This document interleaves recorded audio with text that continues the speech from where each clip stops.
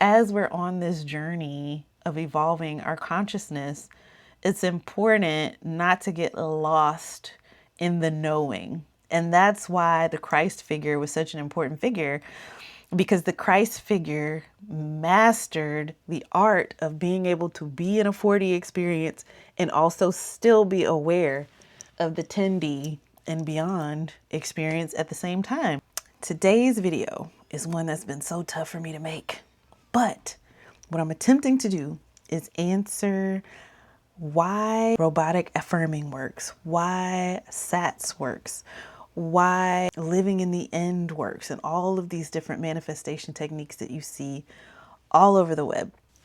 This diagram that you see behind me is an evolution of a download that I got probably 2 years ago now of the true nature of reality, right?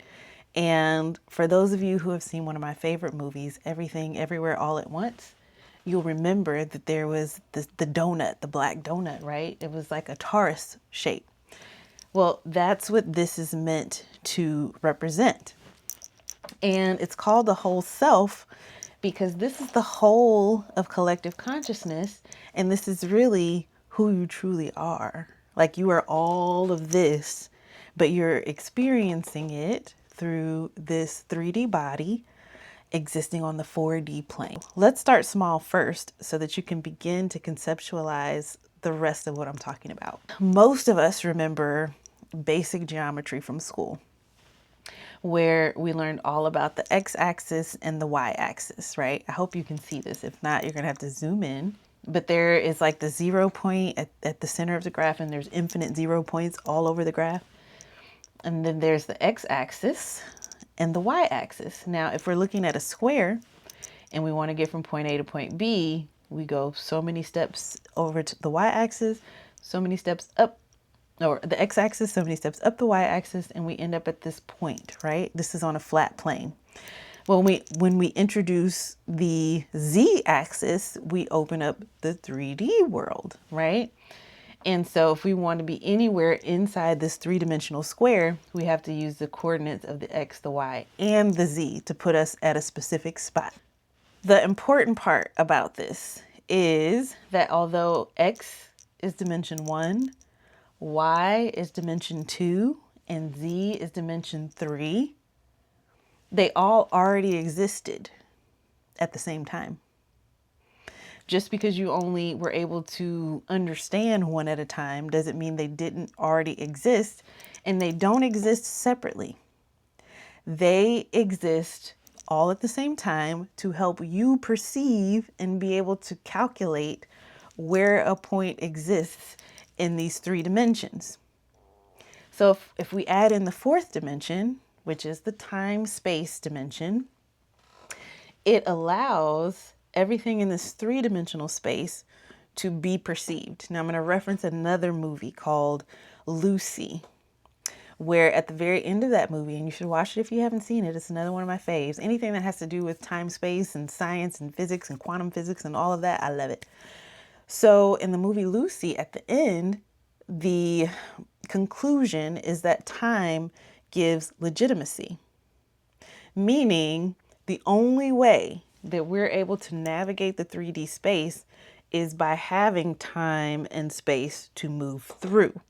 So you see me moving through time space. It creates this linear timeline. I see you moving through time space. You see my phone moving through time space. If we didn't have time, so time passing, and space, different points of space that we can observe an object moving around, we wouldn't be able to have this 4D experience.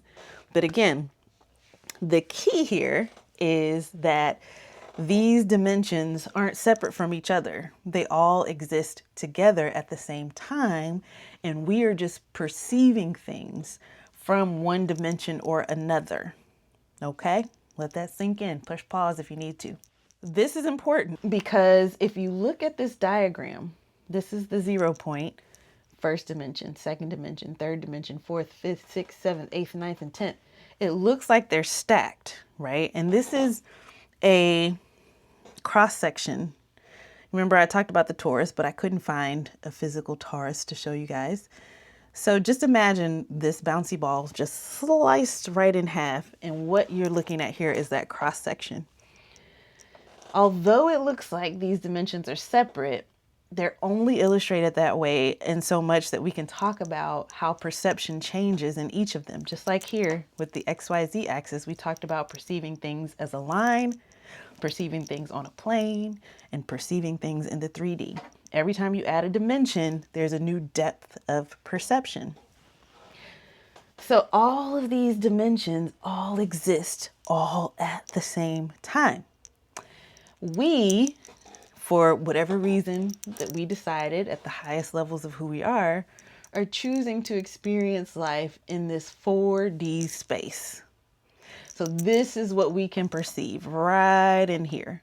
Comment below if you want me to do a deep dive on what each of the, dimensions 5 through 10 allow us to perceive. All of reality, right? Everything that has happened, everything that will happen, everything that potentially could happen already exists here, almost like an explosion. You see this glitter here? This represents all timelines. It represents all possibilities. All of these things already exist in this exploded out version of reality. There's so much I could talk about here. I could talk for hours about this. And just to give you a sneak peek, we talked about how the fourth dimension is time space. So it allows us to perceive things moving through time and space. The fifth dimension, because each movement through time space, and again, movie references, Marvel talks about the multiverse and the different timelines. So each movement through the 4D is like building out a timeline. Well, if we look at the fifth dimension, and I have it over here, it's all possible timelines. So I have one timeline where I am this melanated woman who is a mother of 2, who is a director at a big engineering or developer. On another timeline, I could be the same melanated woman with no kids who, works as a Disney cruise director, whatever. Those are all the potential timelines. So in the fifth dimension is where all the timelines exist, right? The sixth dimension allows us to perceive ourselves jumping from timeline to timeline. So back to the movie Everything Everywhere All at Once, she was operating as a sixth dimensional being because anytime she decided to jump timelines and perceive a new timeline as herself, that represented her ability to perceive from a sixth dimensional perspective. So the fifth dimensional perspective is the actual timeline itself, just like the third dimension is the actual object. The fourth dimension is that our ability to perceive that object moving through space-time. The fifth dimension is each of those timelines. Just imagine them as lines for simplification. The sixth dimension is our ability to perceive our consciousness moving from timeline to timeline. And it just expands out. Like I said, I could spend an entire hour just explaining this diagram. And this is a download that connected decades of research that already existed in me. This came to me explaining to me basically what reality is. It's not anything that I've seen before. It's something I created. And with Claude Cowork, I was able to create this digital image of it. If you're interested in the image, again, comment below and I can get you a link. So all of that was to say, this is the whole of reality. Everything you can imagine, like Neville says, the imagination is God, is already here.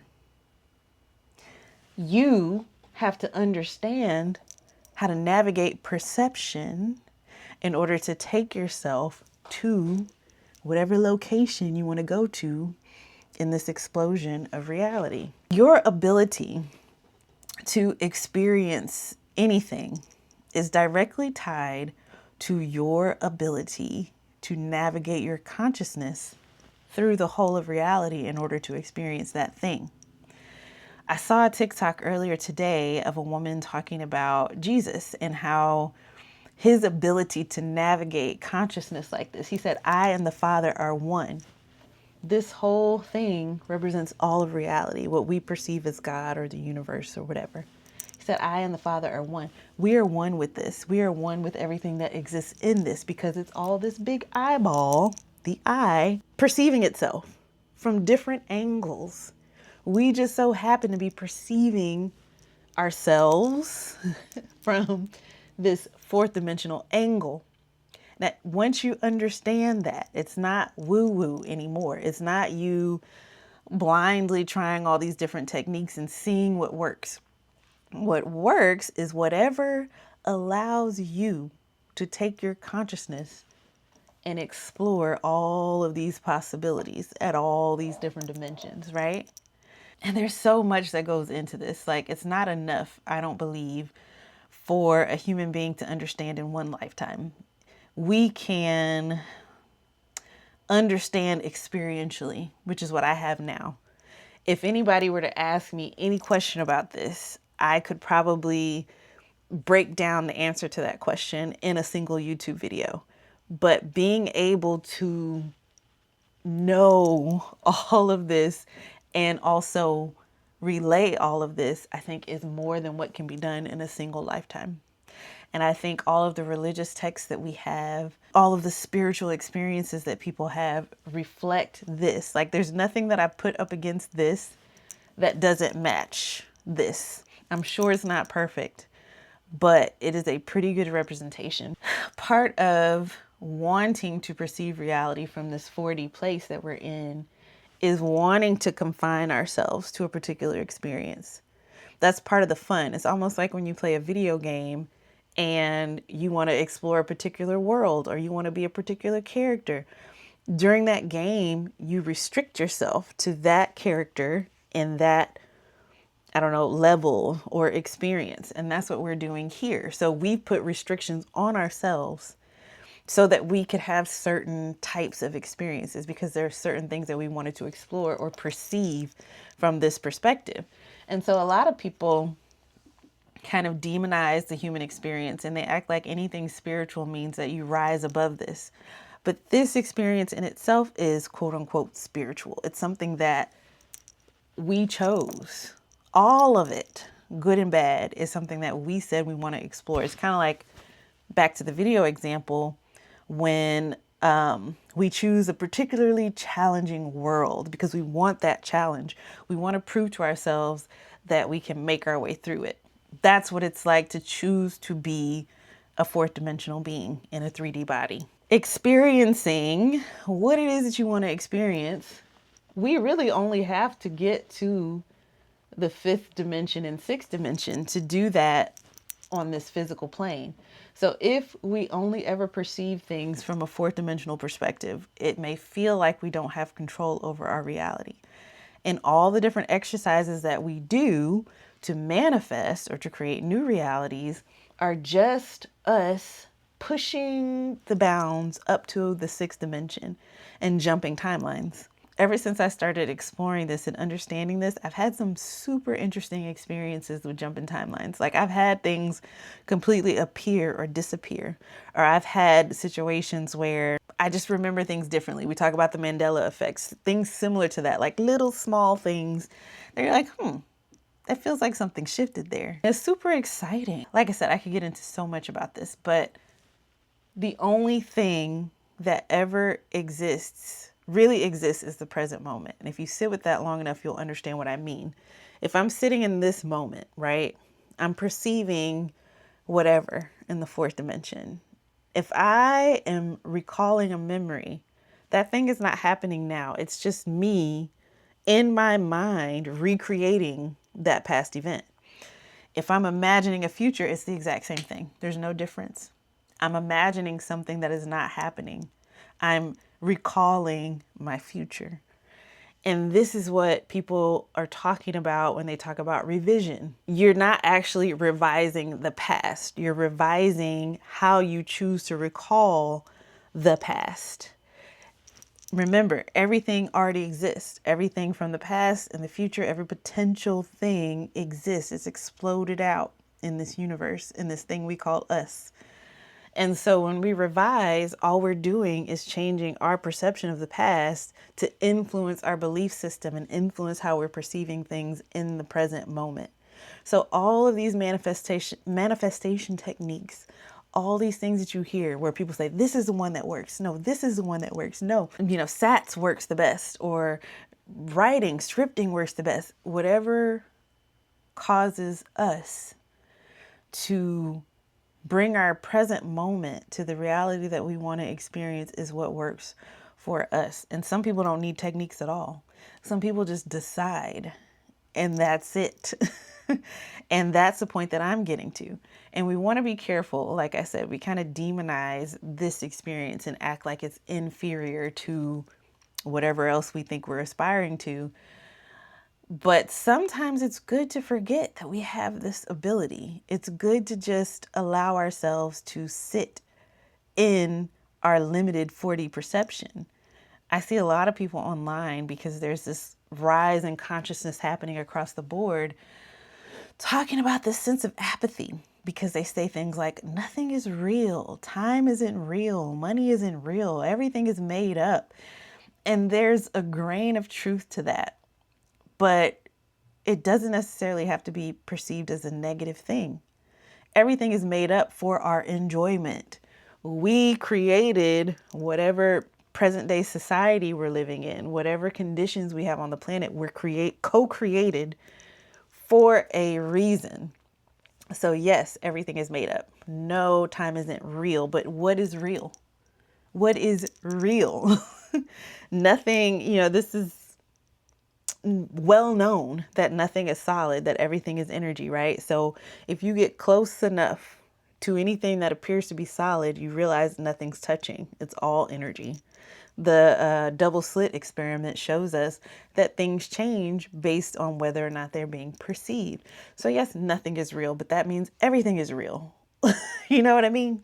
As we're on this journey of evolving our consciousness, it's important not to get lost in the knowing. And that's why the Christ figure was such an important figure, because the Christ figure mastered the art of being able to be in a 4D experience and also still be aware of the 10D and beyond experience at the same time, which meant that you could kind of play with this avatar more freely. Back to the video game example, there's people that have entire forums dedicated to cheat codes for video games, right? And it's exciting to go in and overcome something because a secret code. It's not really a secret. It's just a loophole in the programming, or whatever you want to call it. I'm not a video game expert. But being able to master being present in the 4D and also still being aware that you are this greater being with more control over your experience than you realize, makes everything kind of fun, and still having the ability to forget that, to endure suffering, because that's what you came here for. You came here to see what suffering means. You came here to see what joy means, and you can't have one without the other. They exist on a spectrum. You can't have hot without cold. If there's only hot, you know what I mean? Like, you have to have hot to have, everything is duality. And so being able to sit with that will keep you from going off the deep end, right? It's almost like when your video game malfunctions and the buttons don't work anymore, or something's wrong with the game, or the back when they had the little CDs that get scratched or whatever, it malfunctions. But if you play the game the way it's intended, if you have this experience the way it's intended, you realize that it was created for your enjoyment, even when you face challenges. And that if you so choose, you can step back out of that. You can allow yourself to be completely immersed in your video game experience, like a VR experience, or you can step back out of that and remember you can take the goggles off, or you can put the controller down when you need to. And it's the same with life. Like, it's okay to get caught up in life and in circumstances. And it's also okay to step back from that and examine, maybe change your player or change your level. This is the topic that I love to talk about the most, and normal people don't talk about this. So you guys are getting all of it on my YouTube channel. Thanks for watching.